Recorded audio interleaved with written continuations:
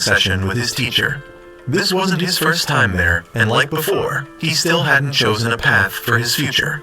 The teacher brought up the idea of him considering rejoining the track and field club.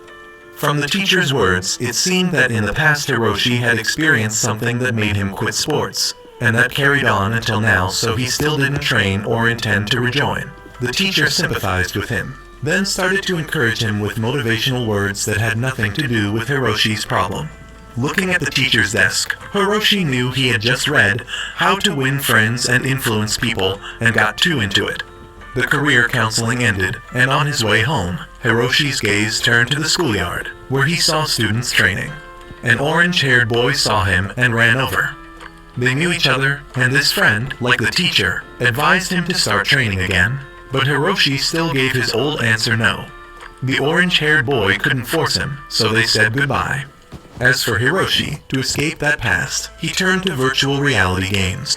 Today was the release day of a game he had been eagerly waiting for, Final Quest Part 22.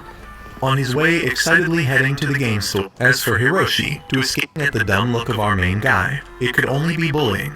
Luckily, these guys came to collect protection money whether Hiroshi wanted it or not.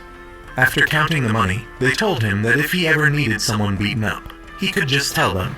Hiroshi thought to himself, "It's you too I want to be beaten up." Dodging the two street punks, Hiroshi rushed to the game store on release day, but when it was time to pay, he realized he was short of money. Thinking back to those street punks, Hiroshi realized he had mistakenly given 10,000 yen instead of 1,000 yen.